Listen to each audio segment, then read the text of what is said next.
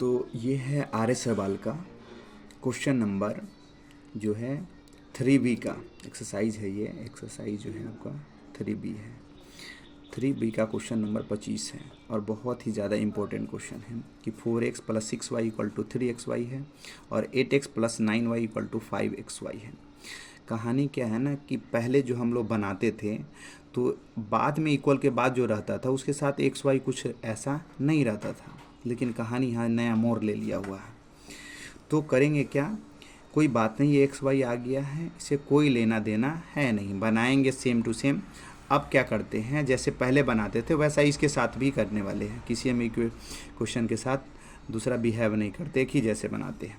तो देखिए यहाँ पर कितना है 4x है, यहाँ कितना है 8x है। तो पहले क्या करते थे, बराबर करना होता था। तो अगर मैं इस इक्वेशन में अगर 2 से मल्टीप्लाई कर देते हैं तो 2 से अगर मल्टीप्लाई कर देते ये 8 हो जाएगा और नीचे भी 8 है, अगर माइनस कर दिया तो ये कट जाएगा। ठीक है, इधर की क्या कहानी है वो अपने आप सही हो जाएगा। ठीक है, तो अगर हम इक्वेशन 1 में 2 से मल्टीप्लाई कर लेते हैं, चूँकि सेम साइन है, सेम साइन के केस में क्या करते हैं, माइनस कर लेते हैं, इक्वेशन 2 को माइनस कर लेते हैं।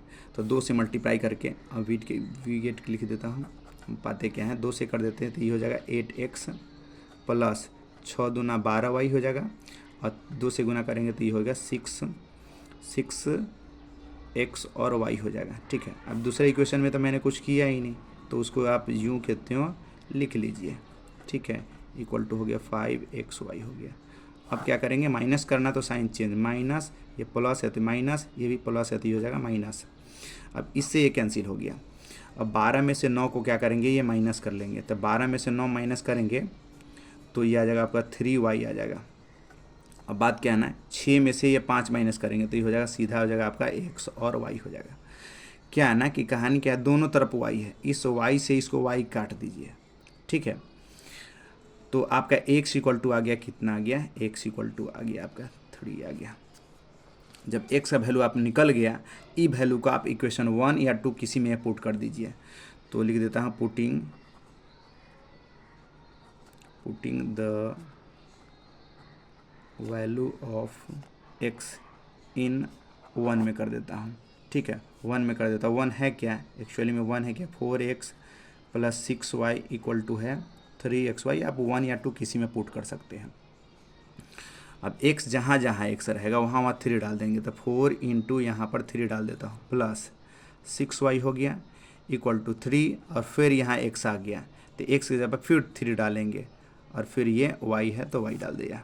ठीक है, अब इसको आप मल्टीप्लाई कर देते, 4 3 जा हो जाएगा 12 प्लस हो जाएगा 6y = आ जाएगा 3 3 जा 9 9y आ गया। तो आप y वाला को एक तरफ कर लीजिए, बिना y वाला को आप एक तरफ कर लीजिए। तो क्या है, इधर हो जाएगा 6y, इसको इधर ले आते हैं तो हो जाएगा -9y = इसको उधर भेज देते हैं, -12 हो गया।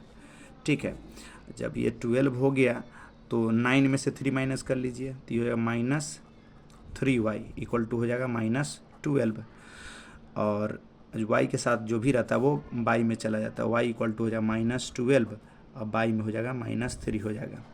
ठीक है, आप ये माइनस से माइनस काट दीजिए, 3 से काट दीजिए इसको 4 टाइम्स में तो y = हो गया 4।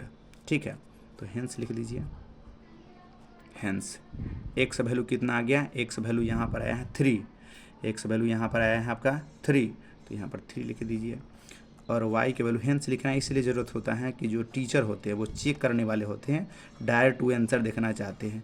आप एक आंसर यहाँ है और दूसरा ही आंसर यहाँ है तो वो ढूंढे, ज़्यादा दिमाग लगाएगा। इससे अच्छा है आप यहाँ लिख दीजिए तो डायरेक्ट वो नंबर दे देते हैं, 5 नंबर दे देते हैं।